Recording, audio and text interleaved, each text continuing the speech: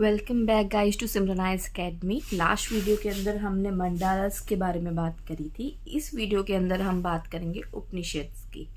उपनिषद्स का आपको मेन जो इसका मीनिंग है वो है उप मतलब नियर बाय, सदा सिट पास आकर बैठना। जो भी एक टीचर और स्टूडेंट का बॉन्ड है उसको इंक्रीज करता है। नॉलेज जल्दी ग्रैब करने के लिए पास में आके बैठकर जो है नॉलेज ट्रांसफर हो रही है। ठीक है, इसके अंदर अगर हम आपको बताएं तो संस्कृत लैंग्वेज ही यूज हो रही है।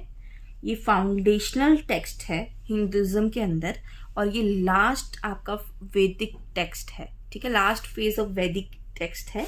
ठीक है, इसके अंदर हमने फाइनल एम है जो वेदास का, क्यों वेदास को बनाया गया है, क्या हमें जरूरत पड़ी वेदास की और वेदास को किस तरीके से हम समझ सकते हैं, इसलिए इसे बनाया गया है।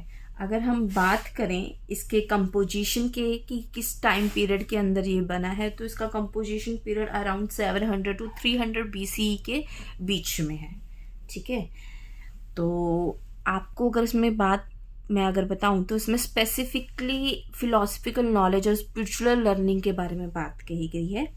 ठीक है, इसमें आपका जो मेन मोटो है वो आपको ये दिखेगा कि आपको अगर नॉलेज मिल जाती है तो आपको सेल्वेशन मिल जाती है। सेल्वेशन पाने का सिर्फ एक ही जरिया है, वो है नॉलेज। इसीलिए इसे उपनिषद बोला है और वेदांत बोला है। मतलब कि वेदों के अंत के साथ साथ जो आपका लाइफ का भी एक एंड जो होता है, जो फेस होता है, वो सेल्वेशन रहता है।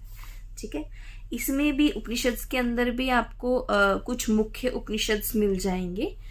वो है वेदास के मुख्य उपनिषद, जिसके अंदर है आपका मुंडका, कथा कथा, ईशा एंड चंदोग्या। ये आपके मेन जो है यूपीएससी में पूछे गए हैं।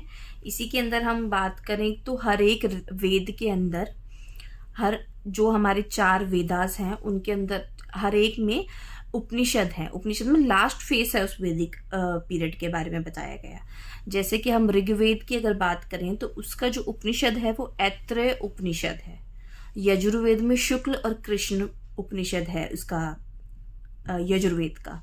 और शुक्ल के अंदर भी 2 पार्ट्स हैं जिसमें बृहदरण्यका और ईशा है। और कृष्ण के अंदर इसका कथा, तैत्तरीय और श्वेताश्वतरा है। ठीक है, सामवेद में आपका चंदोग्या और केन है। अथर्ववेद का जो उपनिषद आपके हैं वो है मुंडक्या, प्रश्न। और इसी के साथ अगर मैं आपको बताऊं तो मुंडका के अंदर से हमने सत्यमेव जयते लिया है। जो मुंडक उपनिषद है उसी के अंदर से हमने अपना एल्बम में जो सत्यमेव जयते लिया है उसे यूज किया है।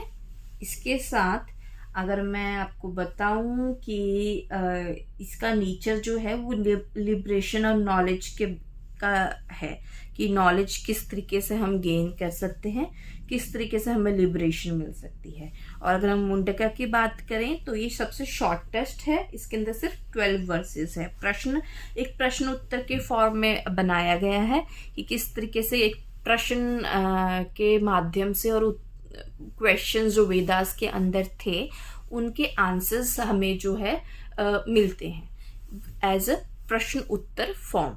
ठीक है, और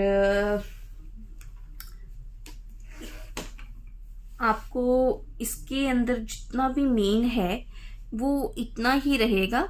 बाकी हम इसके बात करें कि इसमें से ओल्डेस्ट कौन सा है, वो है बृहदरण्यका। और उसमें चंदोग्या जो है फर्स्ट मिलेनियम बीसी के अंडर बना गया है। इसमें भी लेटेस्ट जो उपनिषद है वो मुक्तिका उपनिषद है और वो शॉर्टेस्ट है। मुगल की बात करें तो दारा शिखों के टाइम पे भी इसका जो है लिखा गया है 1656 के अंदर इसके कुछ parts. Foundation of Indian philosophy जो है उपनिषद्स के द्वारा है। इसका जो मेन कॉन्सेप्ट है वो है रिलेशनशिप के बारे में जानना।